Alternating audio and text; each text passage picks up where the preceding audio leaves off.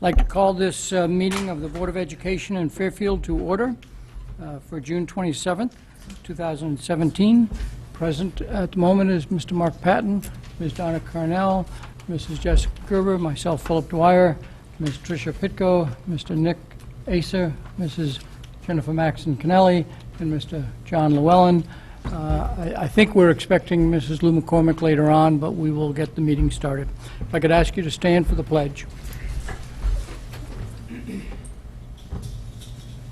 I pledge allegiance to the flag of the United States of America and to the republic for which it stands, one nation, under God, indivisible, with liberty and justice for all.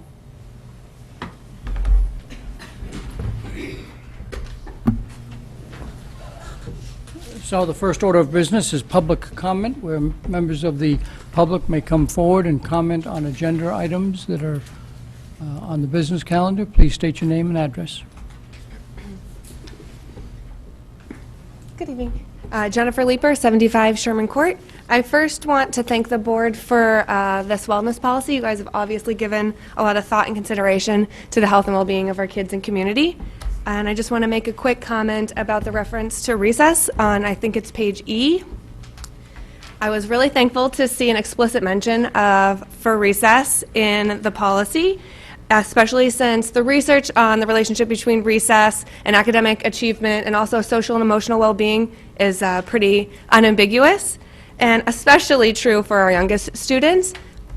And I have two young boys, and I worry about their ability to sit still most of the day when they will enter school soon.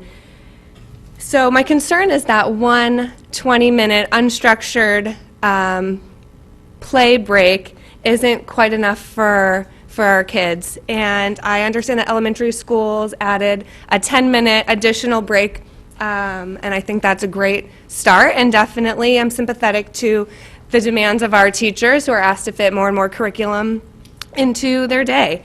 And it's not easy to find that time, but I'd love to see the board add a clear commitment to more unstructured play and movement in the administrative regs. Thank you for your time. Thank you very much. Anybody else wish to come forward and speak on a topic on our agenda? Seeing nobody, we'll move on to the next one. Item number 4, which is an adoption of a policy. The recommended motion is that the Board of Education adopt policy 6142.101, instruction, student nutrition, and physical activity. Do I have a motion? Mrs. Maxon Kennelly and Mrs. Pitko will second it. Do you have any opening comments that you wish to make? No. Again, I've received no no questions about the policy, so I'm just open to board discussion. Okay. Ms. Pitko, nothing? Okay. Any questions or comments from board members on the policy that's in front of us for adoption? Seeing none, out to the public. A member of the public has already spoken, so you can't take a second bite at the apple, but is there anybody else out there that would like to speak on this policy? Okay, back to the board if we're ready for action. Whoop, I'm sorry. One comment I should have made earlier, I apologize, that in the creation of this policy, which was driven by state and federal statute issues, I do want to think that we did have a number of staff members, members of the community, and even 3 of our high school students who met on separate occasions with Mr. Coyne to give input on the policy, because this really represents a significant overhaul of the previous policy in terms of how it works. A lot of the previous policy has been moved to administrative regs, and I think Mr. Coyne found it was a very good dialogue with the members of the public who came, and I would be remiss if I didn't acknowledge that group of about 20 who met with Mr. Coyne for creating what's in front of us now. Okay, thank you. Any other comments that people wish to make? Seeing none, the motion in front of you is that the Board of Education adopt policy 6142.101, instruction, student nutrition, and physical activity. All in favor, please raise your hand. It is unanimous with 8 people here. Thank you very much.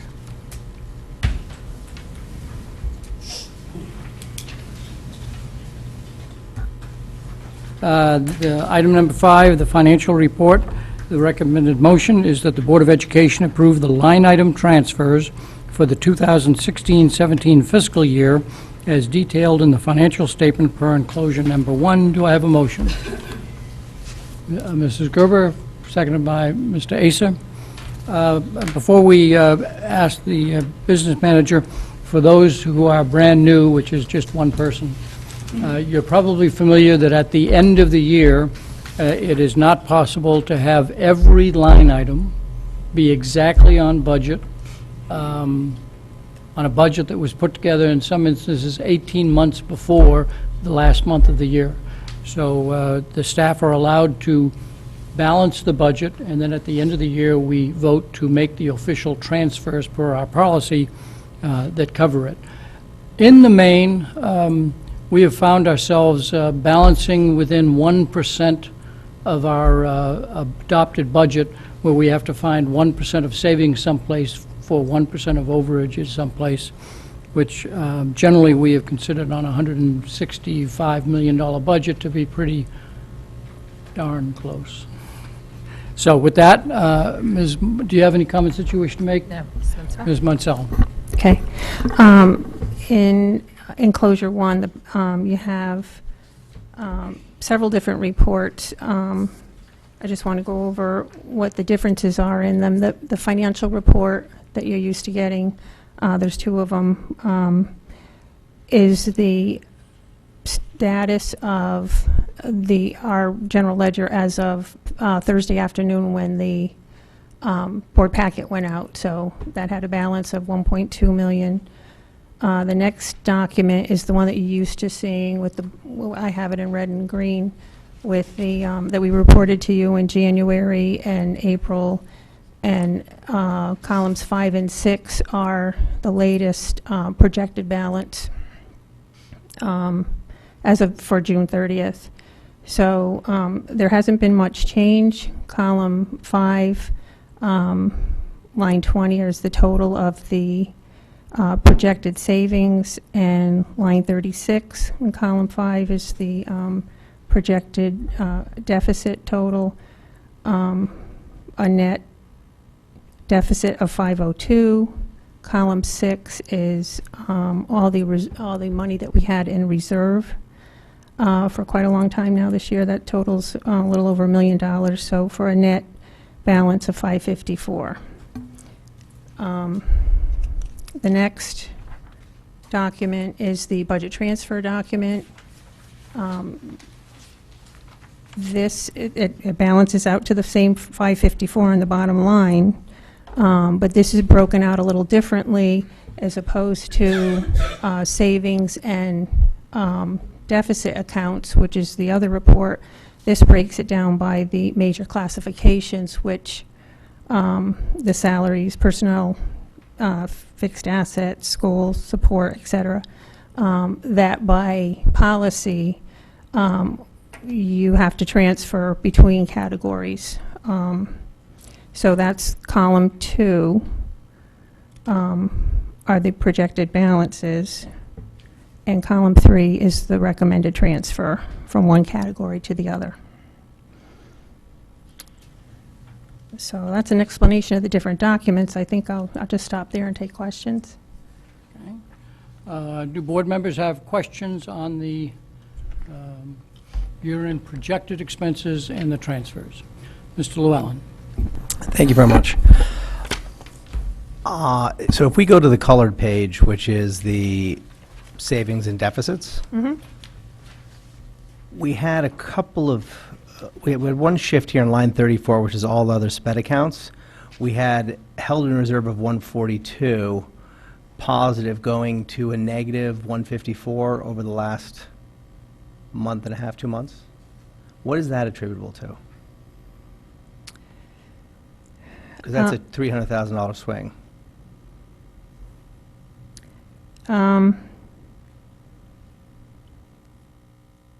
That's all the other, other than the major categories of the tuition, the consultations, and professional expenses. That was the balance that they were trying to hold in reserve which ended up being in a negative. I don't know off the top of my head what the specifics are of that, but there was a swing.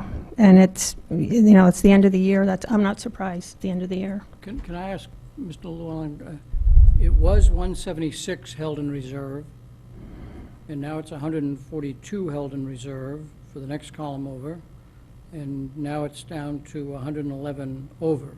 So, That's the 298 or 300 that Mr. Llewellyn is referring Right. to. correct. It's the one- I was looking at the 142 held in reserve as a positive variance in April to the 154 negative projected.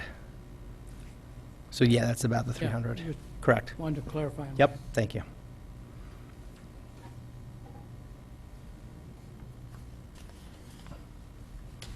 So we're not sure what that's attributable to? What kind of expenses are other, if you will?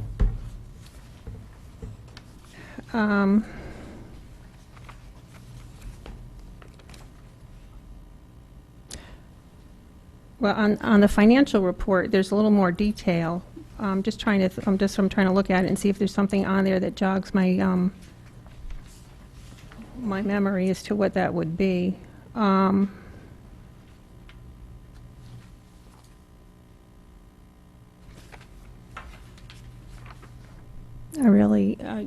I'm really not sure. Okay. So it would be line 307, other services, that would have had the swing? In your more detailed report, page 1 of 2, for major classifications? Right. Okay.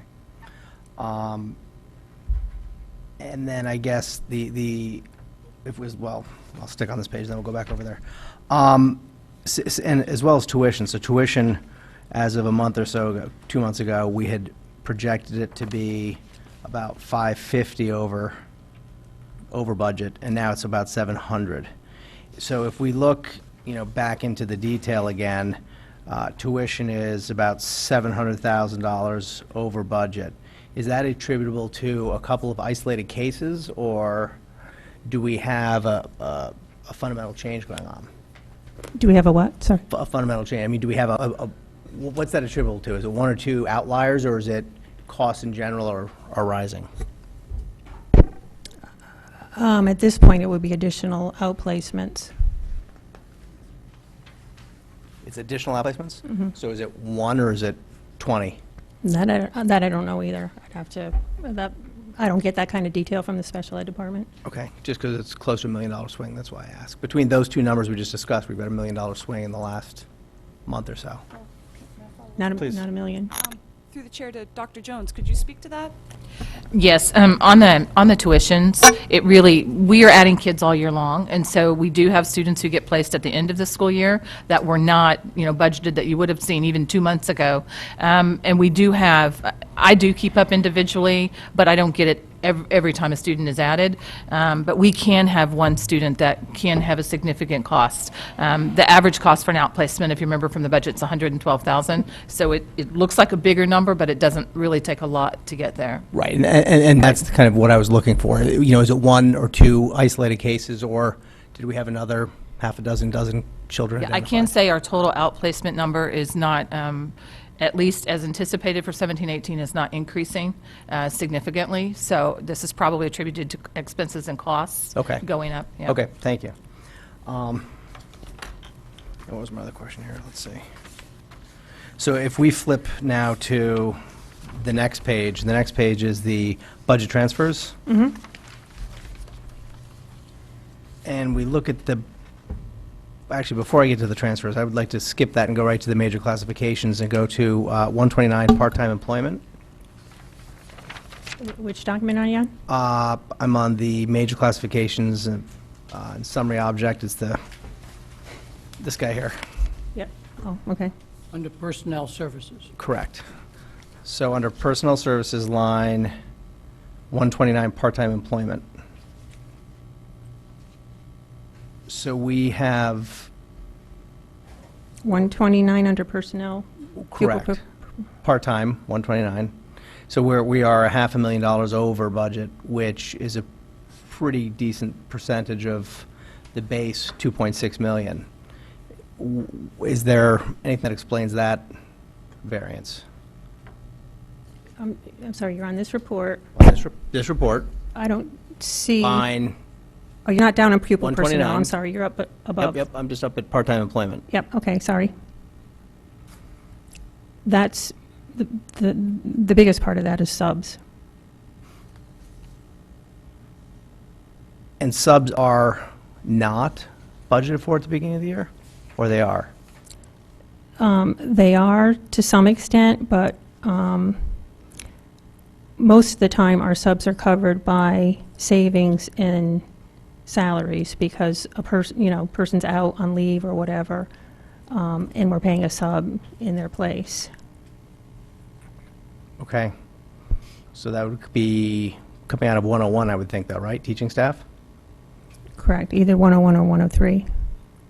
Which doesn't appear to be the case here, though. We seem to be right on budget for teaching staff and certified support. No, we do transfers. If we know, for instance, if a teacher's in the category 101, and they're going to be out on an unpaid leave, and that's going to save us $50,000 in their salary. Right. We will move in that transfer column. Right. We will move $50,000 from that 101 category and put it down into staff replacement. Okay, the 133. So that's how we So that's why I have balance. 1.1 million. Right, that's how we balance, that's how those unencumbered balances, we actually move the money. That's why the money accumulates down in those. So that 129 line, part-time employment, is offset by staff replacement 133 by almost an extra 100,000. Correct. But there would be other stuff in the staff replacement number as well, right? I'm sorry, I didn't hear that. There are other numbers in the staff replacement as well. Is that where Yes. retirements go? Retirement savings? Yes. Okay. Perfect, thank you. Okay, so if we go back to the transfers.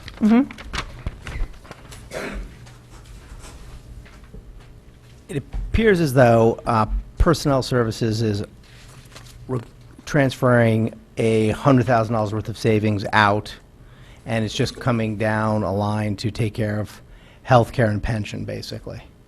And those are both related categories, employee and employee benefits.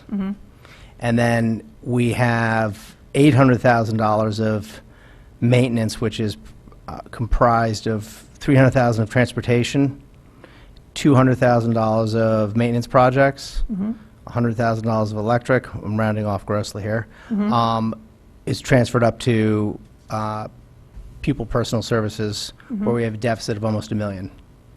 And that was what we just talked about under the special ed for the tuition and the other category. Okay, thank you. Any other questions? Mr. Llewellyn? No, I'm No? thank you. Other board members that have questions on the financial report? Mrs. Gerber? One question I had, this is on the budget transfers page.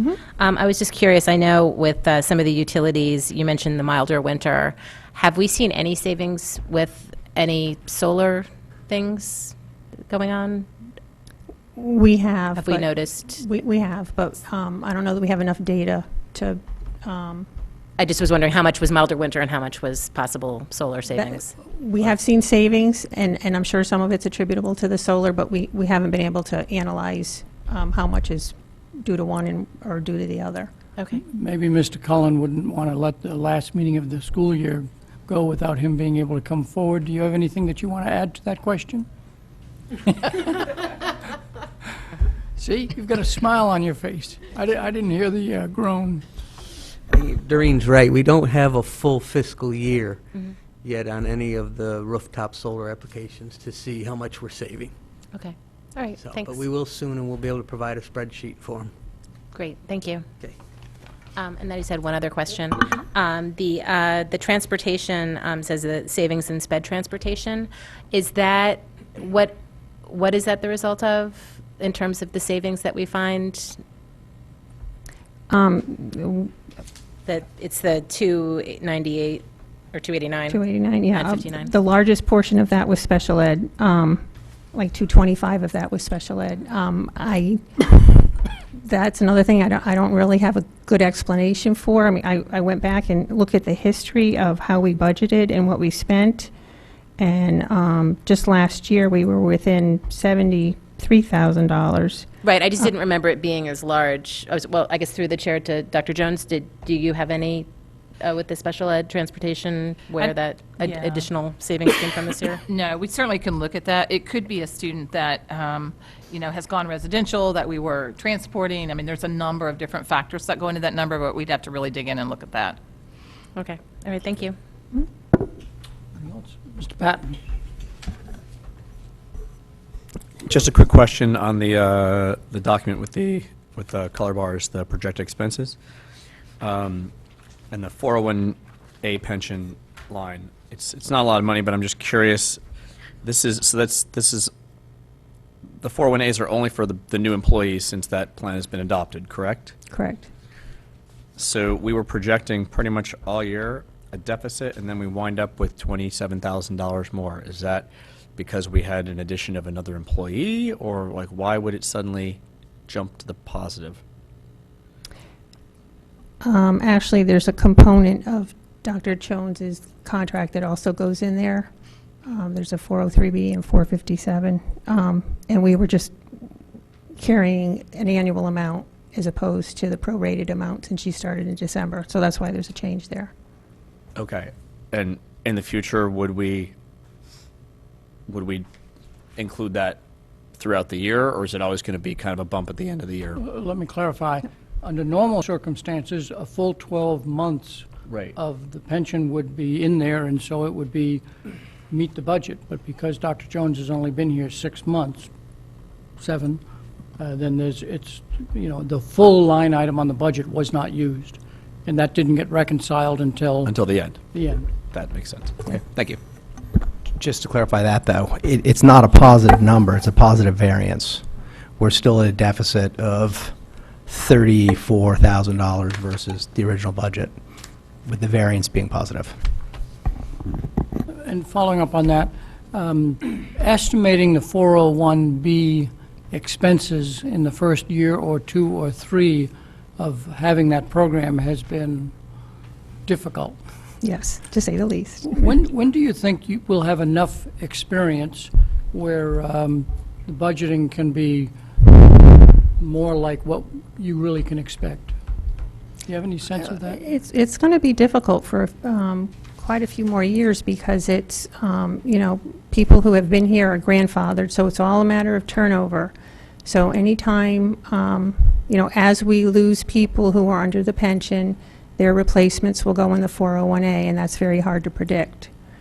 And these are all non-certified staff? Non-certified, right. Thank you. So we'll be seeing this, quote, deficit for several years simply because until we get a pattern.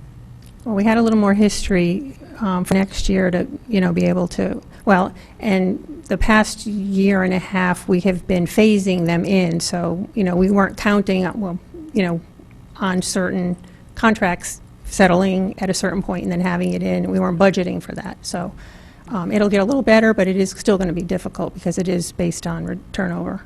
Thank you. Other questions from board members on the financial report and the year-end transfers? Mrs. Maxine Pinelli. Just one question on the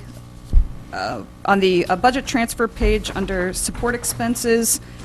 The looking at an end-of-year balance of 282, and just to be clear that with the grand total of 554, we already know, for example, or you're already predicting that 282 will end up going down, if I'm reading this correctly, because on the next page with the major classifications, the support expenses unencumbered balance of 324.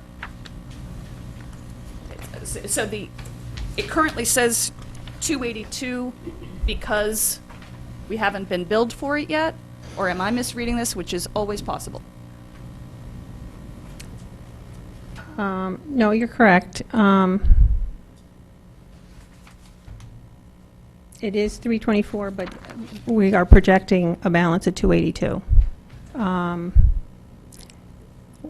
We do, I'm trying to look at where that would be. We do encumber legal services, so we should be close there.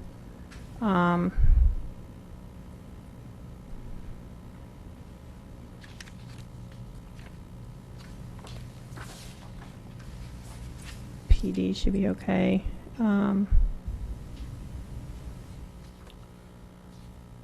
There,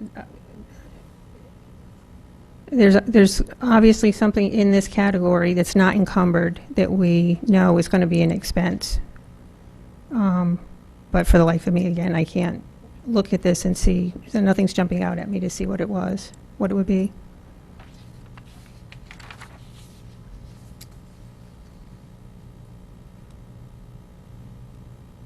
So there is an anticipated bill. There is an so anticipated. That savings number will go down, and thus the grand total at the bottom will go down. No, the 324 is the actual balance as of Thursday. Okay. We project the balance to be at 282 as of June Oh, 30th. as of the 320. Right. Okay. Okay, thank you. Other questions from board members? A year ago, we were talking about how do you cover not only the increased expenses that we were seeing early in the fall, but also the town is subject to a changing state funding mechanism. And so we are assuming that some surplus will be created, which will be in part of our contribution, so that when we lost ECS funding, the town did not take it out of our hide, but did say, to the extent at the end of the year you can help us, that would be appreciated. Sometimes we've hit the balance right on the money, and other times we've contributed, and there are other times we've gone to the town and said, we need your help. So, so this is a bigger number than we're accustomed to, but because of the issues in the state, it is actually going to be helpful to us to be able, I think, be able to go to the town and say, we helped, we need your help. Yeah.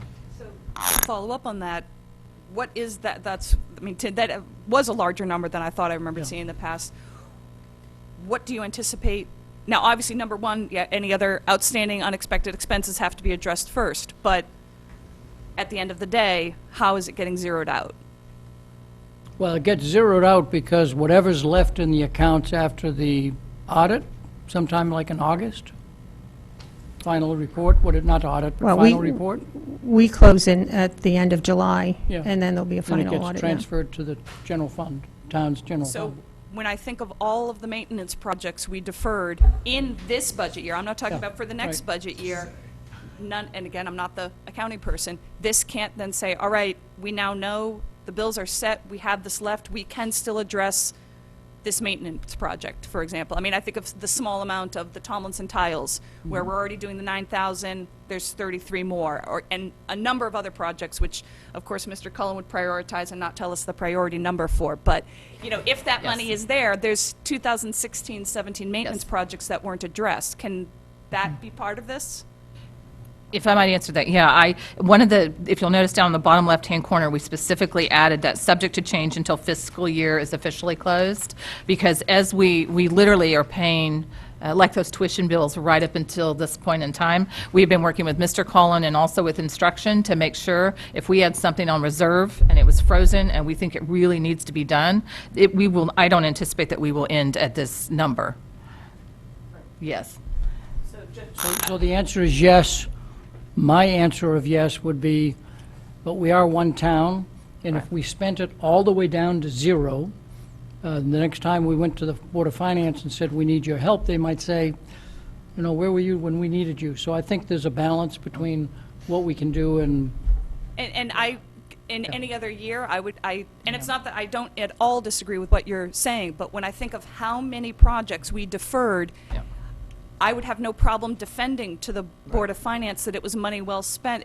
This was money that they approved our spending. You know, this wasn't a vote in Board of Finance, we want to reduce your budget because we don't see the value in that maintenance project. They've already signed off on it in approving this budget. So I completely agree with you, but for this budget year, I would hope to see, unless the town has faced something horrible with Hartford, and again, that's still so unknown, I don't quite get what's going to happen there, but otherwise, my preference would be that we zero this out for our own maintenance projects. and But that's myself. presuming that there's sufficient time to Absolutely. get a project up and running and encumbered and all the rest. Sometimes it's just not possible, yeah. No, I think you and I are talking the same thing. It's a balancing act between the two goals. And I apologize. So then, as a last follow-up, and I know Mr. Patton wanted to say something, at what point does it get reported to us what finally does end up happening with this? In the fall. So just at that end of August meeting, we'll get a report and I know I should remember this by now. Yeah, We'll get a report then saying, okay, here's where we ended and here's what happened with it. I don't remember if it's in August or in September, but, in the early fall, we'll give a report on what happened, and pending action on, because it's not final until the audit is done, but that's not till December, but I do remember that it's in the fall that we report to you what we thought was final at the end of the year. Okay. All right, thank you. Mr. Patton? Really, just to follow up on what Ms. Maxon-Cannelli is saying, kind of on the flip side, has this number been through the chair to our superintendent, has this number been at least initially been reported to the first selectman to have a discussion on, well, we have these maintenance projects that we might be able to do versus, going back into the general fund? Yeah, no, we haven't, because it's just part of our normal budgeting process. And because we were at that kind of $1.2 million hole in the mid-year, we put a lot of things I call it frozen, but it's listed as reserve. So what we're trying to do right now are items that were actually in the budget that if we don't have to go out, to get quotes, or they're items that we know need to be done, because they're just going to turn around and show up next year, we're trying to make sure that once we know financially we're fine, that we can unfreeze those, so to speak, some of those items that were in the budget. And are these items, again, assuming if this is maintenance projects we're talking about, do they have to be completed by the end of the summer? Like when is our deadline to use the funds? It has to be started. If it's a project, it has to be started before June 30th. Before June 30th? So basically, With a purchase order. Yes. So we basically have a matter of days before we know. So I Staff guess work incredibly hard this time of the year to make sure that we can be fiscally responsible and make sure we've, got any bills that were outstanding, tuition bill that you didn't know was going to show up, making sure all those are done before we actually move forward to say, okay, we can unfreeze some of these items. And they're prepared, they are prepared to go and work on the items quickly. Okay, I guess I'll just ask that, we could be certainly kept, updated in our, our Friday news blast from you and whatnot, since we're not going to have a meeting for another few months. Sure. Because I think most of us really want to know what's going to happen. Anything further? Mr. Llewellyn? Just one last question. So the number's going to fall somewhere between the 544 that we see on here and 0, and some number may be transferred over to the town. From a procedural perspective, this board needs to vote that. Is that correct? Because under statute, in order to move it out of a fund, it needs to be approved by the board. Approving this here is not approving a transfer out of Board of Ed funds over to a town. No, but we do have to report to the town bodies what you've done here. Correct. Correct. But we're not voting any number going to the town at this No. point. Good. But Thank I you. don't recall, I'll research it, but I don't recall that we've taken official action. We've received the report as to the range, and we've Correct. left it up to the staff to manage the range. Correct. Sometimes by general agreement. I'm thinking of the 350,000 electric savings about 4 or 5 years ago. By general agreement, the board recognized that we had made a commitment to turn that savings over to the town because it really was a savings generated by the town purchasing department. There are other times where we have reached agreement with the first selectman that we needed to put more money into the medical retention fund or pension, and with mutual agreement with the first selectman, we've moved it there. We did not take official action as a board, but more acknowledged that the transfer was going to be happening, and then got the final report that said, here's all the stuff. Right, and the money that's been held in reserve here primarily comes out of either IT, maintenance, or technology. That's where about 900,000 of the $1 million comes from. So those were, as Mr. Kennelly just mentioned, those are funds that were kind of given to the board with approval of the town for expenditure. So I think if we're going to be transferring them out, and I'm not saying we should or we shouldn't be, I'm just saying from a procedural perspective, I think it needs to come to this board for a vote, because we will truly be transferring, out of the fund. It's not as though it's a medical retention issue and we're just moving medical numbers over. Yeah, we've not normally done that. That if you wanted to do that, you'd almost say, okay, between now and June 30th, we have to have a special meeting to take action on that, and we have not normally, done that. You won't know your balances by then, but before an actual transfer is made, I think we need to have, at the next meeting before the transfer is made, we need to have a meeting. You will not have it zeroed out between now and when the books are reconciled in August. Yeah, but we do have to do them before we close at the end of July.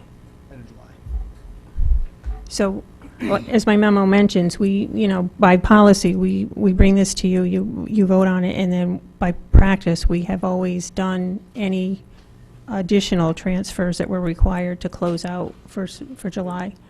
Within the Board of Ed, correct. But we're now talking about a transfer outside of the Board of Ed back to the town. That's all I'm addressing there. Again, I'll research, but I don't think we've ever voted on that. And I'm just going with what I believe state statute is, not practice. No, there's a new state statute as of last year, I believe it was, that we have to report to the town bodies. And what we did last year was take this same budget transfer report and put a memo on it and sent it to Board of Finance, Board of Selectmen, and all town bodies, RTM, and told them that the board took this action. That's what we were required to do, and that's what we did. Any further questions? Last question, then we'll go to the public. Mrs. Maxon-Kennelly? Just one quick follow-up on, and I'm not sure about voting or not, but I think the one thing that's very different about this from past practice is the number of things we have frozen this year. Normally it's a matter of we have spent what we were budgeted to expend, we have purchased what we said we would purchase, we have the equipment, during the professional development and all of that, and then there's money left. But in this case, we have actually frozen things. And I look at just the line of, looking at what are the tempting things to look at, and I look at something like the equipment and equipment repairs on the sheet with the green and the red, where we held off on 163,000. Might that not be an amount that's left? And obviously, I don't know, a decision was made that we could handle not doing that, but again, that's just kicking it to the next budget or two budgets out from now. And so I guess to me, that's the big difference of this year. It's not a case of we've spent all of our money that was allotted and now we'd like to go grab a few more things, get a few more books with it. It's that we outright didn't spend the money that they approved for us. So I think that's where I see Mr. Llewellyn's point, and I don't know whether it needs to be voting or not, but I have a real problem returning this with so many things that we needed and it was approved. So for what that's worth. And I don't disagree with the commentary, but we have normally left it up to management to listen to the board's comments and do those final transfers or uses of the money over June and July, rather than hold another meeting. And so that's where I'd say that then this, obviously we'll be able to give our feedback on that judgment call in September when we find out what did happen with the numbers. Yep. Okay. No further comments. This is a voting item, so back out to the public. Any member of the public that wishes to speak about the recommended motion that the Board of Education approve the line item transfers, please come forward and state your name and address. Nobody coming forward. Back to the board for vote. The motion in front of you is that the Board of Education approve the line item transfers for the 2016-17 fiscal year as detailed in the financial statement per enclosure number 1. All in favor, please raise your hand. It is unanimous. Thank you very much. 9-0. On to the approval of the minutes. The recommended motion is that the Board of Education approve the minutes of the regular meeting of June 13th, 2017. Do I have a motion? Mrs. Gerber, Mr. Patton seconds it. Any questions or comments on the minutes? Seeing none, the motion in front of you is that the Board of Education approve the minutes of the regular meeting of June 13th, 2017. All in favor, please raise your hand. Mr. Patton, Ms. Carnell, Mrs. Gerber, Mr. Dwyer, Ms. Pitko, Mr. Asa, Mrs. Maxon-Kennelly, opposed? Mrs. Lou McCormick and Mr. Llewellyn, the motion passes 7-2. Thank you very much. Superintendent's report. Yeah, just a couple of items. Obviously, we're very busy this summer. If you could see Mr. Cullen's huge schedule, we have work happening all across the district, from Tomlinson to Ward. It's a very, very busy summer, and we're well underway. Also, just to say congratulations to the class of 2017. I was able to attend graduation at Ward this year, which was absolutely beautiful. The weather was amazing. And I really couldn't quite visualize how all of those people were going to fit in the courtyard until I saw it. So that was wonderful. And then obviously Ludlow's as well. I was able to attend all 3 of the middle schools this year just because they had a different schedule than normal. So that was great for me to see how each school does they're very individual and unique. And congratulations to our 8th graders moving to high school. And 2 of the big items right now, we are working on interviews for our special education director. And we had our second round yesterday, have some great candidates there, and we had a wonderful committee. I think there were about 15 people on the committee. It was a lot of input, which was fabulous. We've had 2 parent forums for the Holland Hill principal, and when I looked yesterday, I think it was last night, there were about 45 applicants. It is an incredibly strong pool. We're really excited by the applicants that we have. So we will be interviewing in the middle of July for that position. So, thank you. Any questions for the superintendent on the items that she mentioned? Mrs. Maxon Knapp. These are not on the items that were mentioned, but it is follow-up from the last meeting, where I had put out 2 questions and was expecting to be able to follow up today. So just as a reminder, that's what I emailed you about. One was regarding the $147,000 in the district improvement plan implementations, which I didn't know off the top of your head that you were going to get back to me about. And then second, I had asked about the job description for the Director of Innovation, if we could hear just a little bit more about that. I'm sure that's something that's still evolving a little bit over the summer, but I know that one presentation was made to a PTA, so I'm interested myself in hearing a little bit more about that. Yeah, and Mr. Cummings, you probably have that list that you could share for the items that were unfreezing? Yeah. That's in relationship to the first question. Right, the first question. Good evening, Mike Cummings, Director of Elementary Ed. I don't have a list in front of me. I can tell you, speak to you in general what is on the list. Primarily, most of that money that's frozen is curriculum work. There's some professional development that we were hoping to do over the summer that we may have to push off until the fall, all dependent, of course, on the release date from the state of when they make a decision on a final budget. But most of it is in professional development. We are moving ahead with purchases of materials that students need. We haven't frozen those things. It's really on the training and curriculum revisions, I should say, the ongoing curriculum revisions we engage in. Okay, if I can follow up on that, but the summer curriculum work was a separate line item of $148,000. So this was a separate line of the district improvement plan program implementations of a separate $147,000. So I'm still unclear then on what that would be covering. Yeah, we actually have a list. I think part of it, I'm trying to remember off the top of my head, I think art. We held off on some art curriculum writing. We are going ahead with some language arts that we are moving forward with. I'm not sure about math. Do you know if we froze? We are doing some elementary work in math. We have some revisions to do around the Bridges units, the Bridges materials being added into our units. Primarily the curriculum work we're doing is in elementary. The social studies work, as you know, is going forward. But that is the curriculum work we're doing. Offhand, I apologize, I can't speak to the actual changes in what's impacted by that broad heading of district improvement plan. Okay, because again, all I'm hearing is summer curriculum work, which is a separate line item. So I just reiterate my request. I would like to know what, because I feel we as a board are very vested in that district improvement plan. This is a distinctly separate item on the list, so I am still hoping for that information. Okay, thank you. Okay. The other question again, could you? Oh, Just to hear a little bit more about the Director of Innovation. Yeah, and let me just clarify too. anything that has been said to the public is what I've shared with the board, but there really isn't anything, I would say, different, other than it's the reconfiguration of the actual central office, where when having the retirements that we've had, we were able to collapse one position, and if you would think of that as Meg Boyce's, but they've got different titles, and we are redistributing those duties between the Chief Academic Officer, Director of Innovation, and the Superintendent, and so we are down one position, and that is what was reported in the Fairfield Citizen when they ran the article after we had announced the position.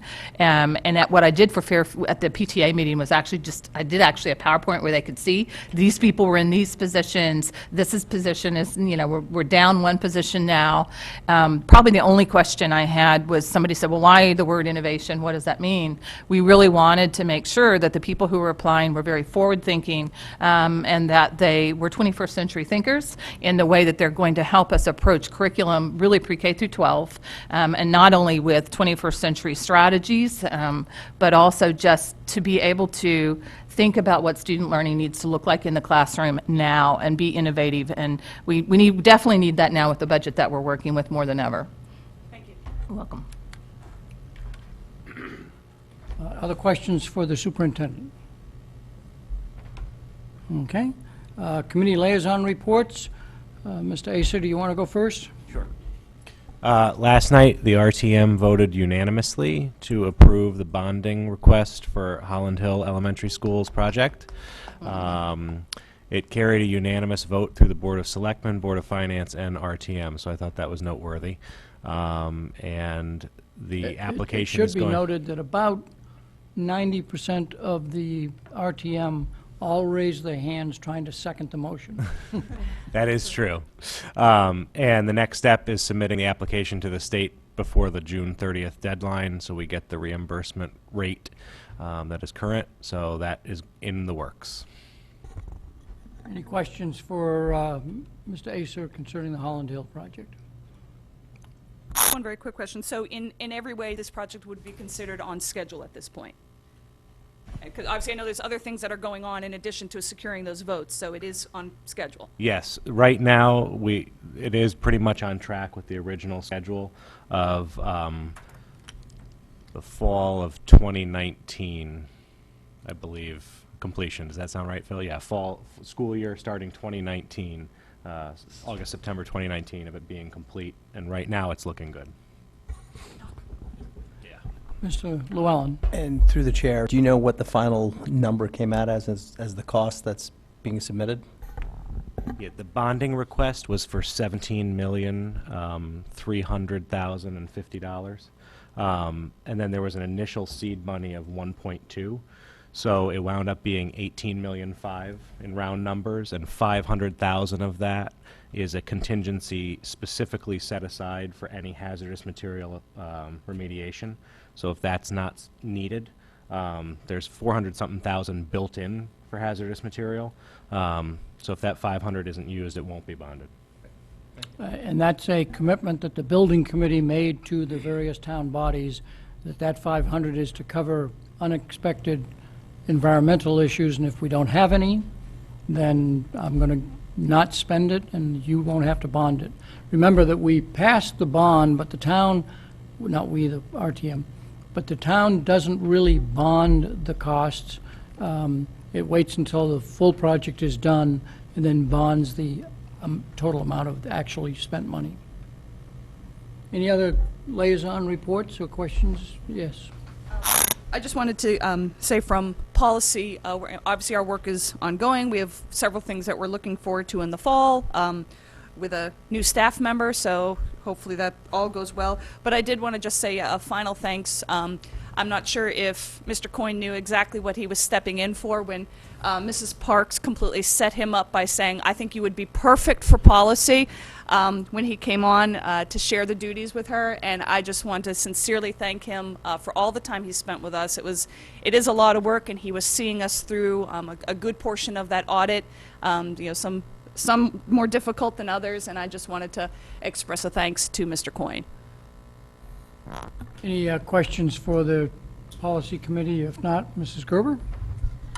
With Osborne Hill, the plans are still moving forward for the fencing as opposed to the enclosed walkway. The building committee didn't meet in June because there was really nothing to meet about. They are going to be meeting in July, so if I get any updates, I will make sure that they're included in the Friday packet. And then for Ludlow High School, the good news is that the windows are beginning to be replaced. I'm sure if you've driven by, you've seen that, and I think the plan is to have about 2/3 done this summer and the last third done last summer. Unfortunately, as you also know, there were some higher than normal readings of PCBs in some of the paint in some of the classrooms. This is not an Osborne Hill situation. They aren't airborne. The numbers are, while they are above the low threshold, they aren't incredibly high, but that said, it was thought that it would be helpful to have the Ludlow community have a forum where they could get information, so that forum is taking place on July 11th. The first selectman, Sands Cleary from the Board of Health, Building Committee, Sal, myself, will all be there to answer questions. It'll be somewhat similar to the forum that they had for Osborne Hill 5 years ago, but it's really more of a technical issue in terms of there has to be a report that has to go to the EPA, I believe by the end of this calendar year.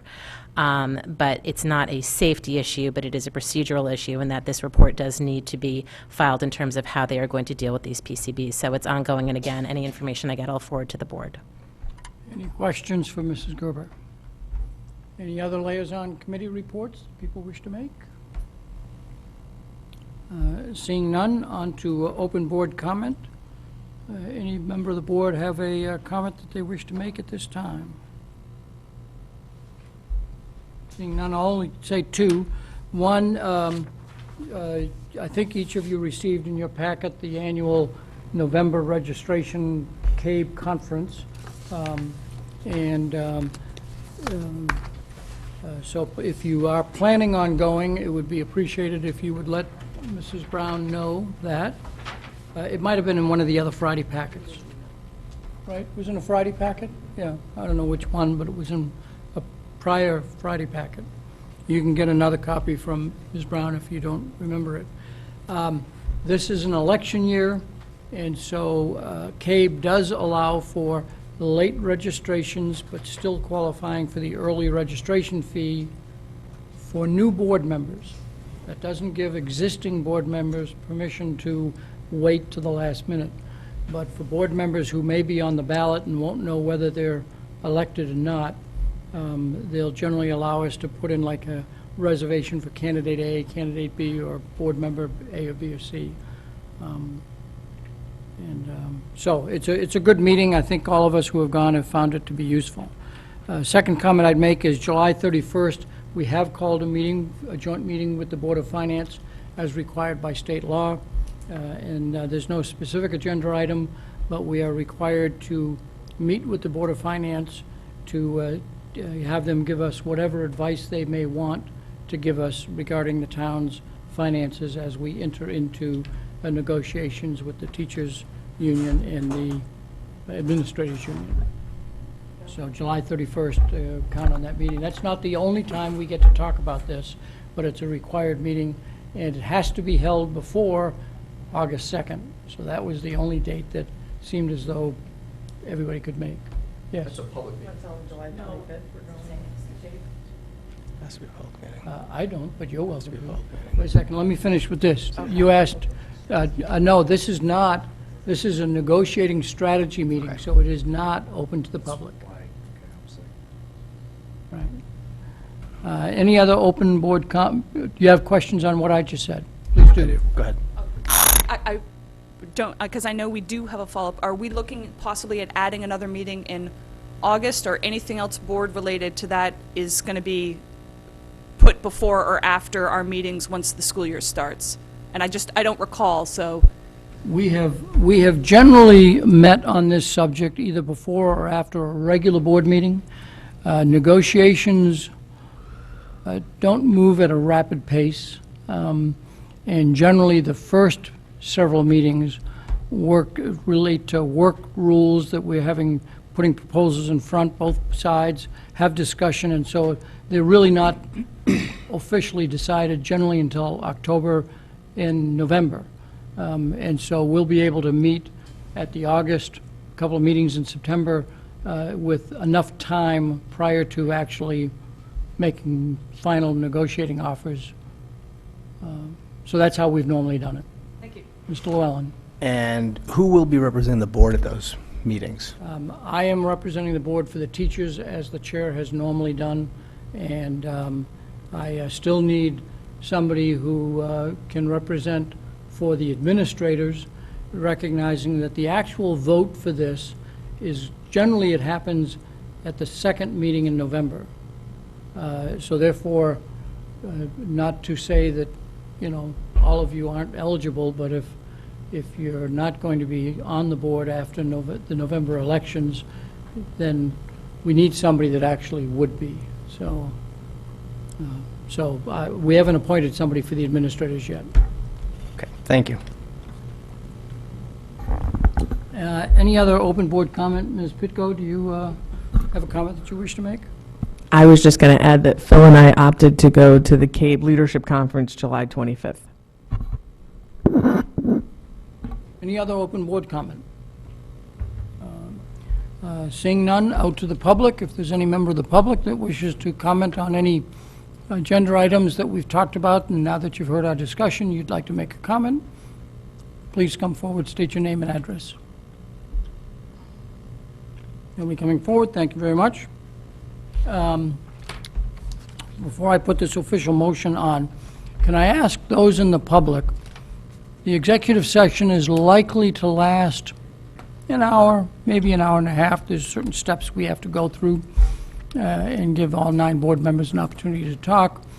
And so if you are wanting to stay until we can reconvene and take action, then we will retire to the superintendent's conference room so that you'll have someplace comfortable to sit.